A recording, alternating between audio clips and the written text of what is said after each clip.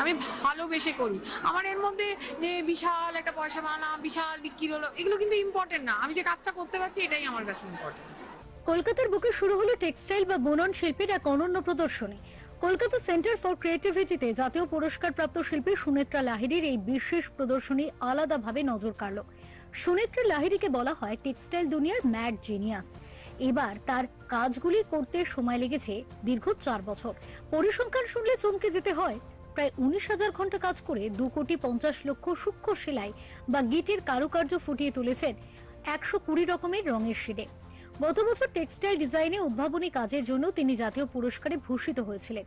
প্রদীপ প্রজ্বলন করে প্রদর্শনীর সূচনা করেন ক্রাফটস কাউন্সিল অফ ইন্ডিয়ার প্রাক্তন চেয়ারপারসন রুবি পাল চৌধুরী। রাষ্ট্রপতি পদকপ্রাপ্ত মহামায়া শিকদার, বিশ্ববিখ্যাত শিল্পী নলিনী ত্যাগজি, পরিচালক সৌকর্য ঘোষাল এবং ডিজাইনার অভিষেক রায়। আমন্ত্রিত অতিথিরা সুনেত্রার কাজের গভীরতা দেখে মুগ্ধ হন। সাধারণ মানুষের জন্য এই প্রদর্শনীটি বুনন শিল্পের এক নতুন জগৎকে চেনার সুযোগ করে দেবে। আসলে ব্যাপারটা হচ্ছে কি বলুন তো, আমি তো নিফটের অ্যালুমিনাই, অনেকদিন জামা কাপড় বানিয়েছি, কিন্তু ওটা অ্যাকচুয়ালি আমাকে কোনো স্যাটিসফ্যাকশন দেয়নি। তো আমি আর্টটাকে মানে ক্রাফটটাকে এক্সপ্লোর করতে চেয়েছিলাম। তো ইট জাস্ট হ্যাপেন্ড দ্যাট আমি এরমভাবে আর্টটাকে এক্সপ্লোর করতে শুরু করেছিলাম। এমব্রয়ডারির নলেজ ফলেজ সবই ছিল, কিন্তু করিনি।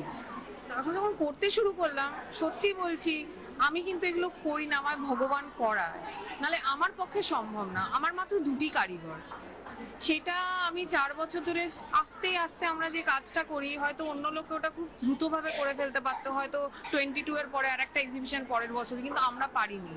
আমরা 2বার ডেট পাল্টেছি, কেননা আমাদের কাজ শেষ হয়নি। আমার তো এতগুলো তো হয়ে গেছে, তাহলে আর একটার জন্য কেন আমার ইচ্ছে যে আমি ওটা করব। আর আমার কারিগররা খুবই সাপোর্টিভ, খুব কথা শোনে, আর আমার সাথে যা বললাম 22 বছরের বেশি কাজ করছেন। তো ওদের সাথে আমিও অনেক কিছু শিখেছি, আর ওদের সাথে আমার মনে হয় আমার দিনের সব থেকে ভালো টাইম হচ্ছে ওদের সাথে কাজ করা বসে। কেননা একটা ইঞ্চিও ওরা নিজে থেকে করে না, আমি ওদের সাথে কন্টিনিউয়াসলি বসে থাকি। ওটা আমার সব থেকে ভালো সময়। তারপরে রাতে আমি নিজের কাজটা করি, আমি বসে বসে আমার কথা করি, ওটা আমার জন্য একটা সাধনার মতন। আমি ভালোবেসে করি। আমার এর মধ্যে যে বিশাল একটা পয়সা বানালাম, বিশাল বিক্রি হলো, এগুলো কিন্তু ইম্পর্টেন্ট না। আমি যে কাজটা করতে পারছি এটাই আমার কাছে ইম্পর্টেন্ট। মাছ আর প্রকৃতি কিছুই আলাদা নয়।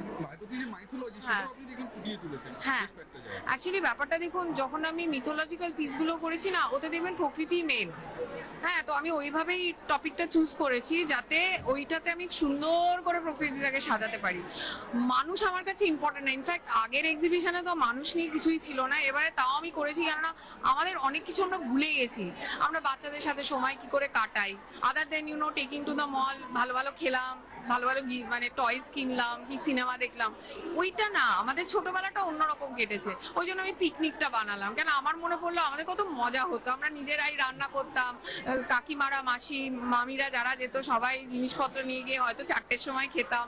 অর্ধেক রান্না ঠিক করে হতো না, বাট ঠিক আছে, সেটাই মজা ছিল। এখন তো সবকিছু ভীষণ মেকানিক্যাল হয়ে গেছে, মানে পিকনিকে যাওয়া মানে কেটারিং হয়ে গেল। তো ওইটাই আর কি, ওইটাই তুলে ধরা আর কি, এই যে জার্নিটা। আমি হয়তো বেড়াতে গেছিলাম, সেখানে আমি অসাধারণ চা বাগান দেখলাম, অন্য একটা ওখানে অ্যাকচুয়ালি একটা বাইক দাঁড়িয়েছিল, কিন্তু আমার মনে হলো আমি একটা স্কুটার করবো। স্কুটারে না লোকে ওরকম স্পিড করতে পারে না, স্কুটার একটু আস্তে আরামসে যায়। তো ওটাই ব্যাপার, বেড়াতে গেলে আমার তার আর কি, আমি তো বেড়াতেই এসছি না। তো সেইভাবেই আমি আমার জীবনটাকে, আমার কাজটাকে করি। আর আমি এমনই কি কাজ করতে চাই যেটা না লোককে খুশি দেয়, আনন্দ দেয়। আমার মধ্যে ভায়োলেন্স এসব আমার ভালো লাগে না এক্সপ্লোর করতে। এক্সপ্লোর হয়তো করার জন্য অন্য লোকে করছে, আমি একটা জিনিস দেখবো, আমার ভালো লাগবে দেখতে, এটাই আমার উদ্দেশ্য। Bureau report, channel 10।